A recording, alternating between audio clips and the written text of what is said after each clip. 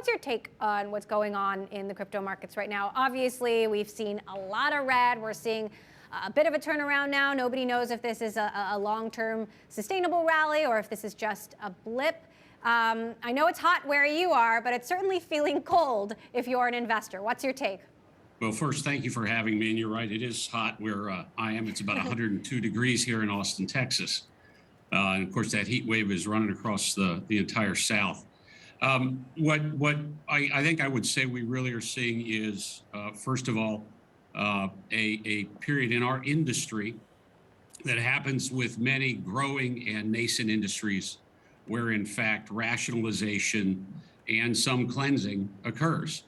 And when you take market pressure, macroeconomic pressure, pressure on technology, and the pressure in our industries, what you're seeing is a tumultuous period of time.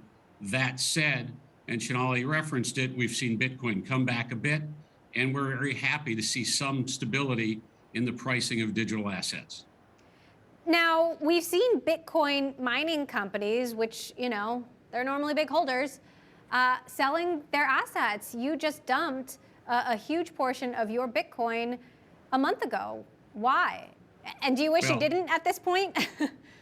No, I can't say that I regret what we have done, but we produce a lot of Bitcoin every month. We're currently running at a pace of 1,200 Bitcoin a month and expect for that to grow considerably over the course of this year as we continue to invest in both our servers and our infrastructure.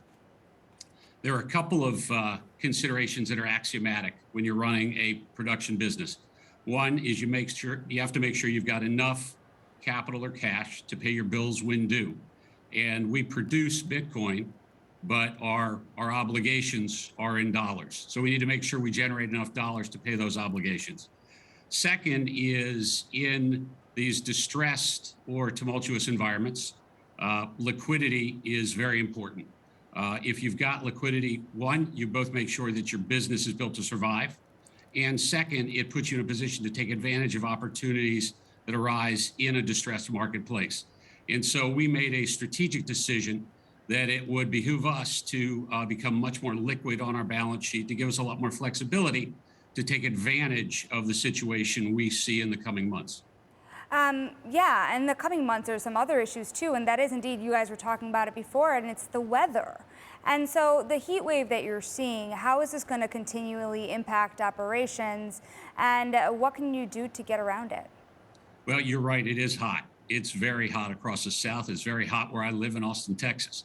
And as you've probably discussed with others before me, one of the beauties of our industry is that our production can be adapted to demand response. And so in situations like this, we quite often curtail or downpower machines to make sure that we're providing the support to the grid that's necessary so that consumers and others aren't impacted.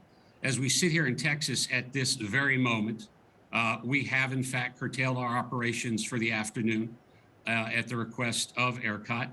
That said, there are roughly 5,000 excess or reserve megawatt hours available, 5,200 to be exact, megawatts available right now for the Texas grid.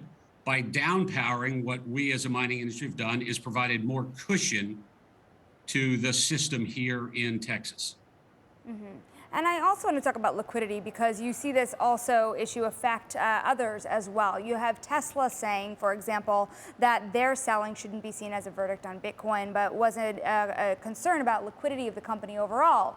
But this is so soon after Elon Musk also said that Tesla had diamond hands. So how do you reconcile both things? That such a large believer and a corporate buyer of Bitcoin really could now have to sell because of the broader market issues.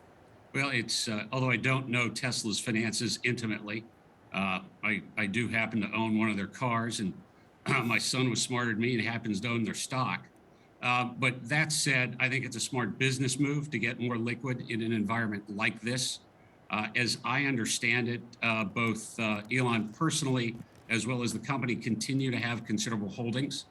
But as I said, we decided that it made good business sense to get more liquid. And it seems that Tesla decided to do the same. These markets have been moving very quickly. The conditions have been very uncertain, a lot of volatility. And so I understand why they would decide to create a little bit more cash on their balance sheet.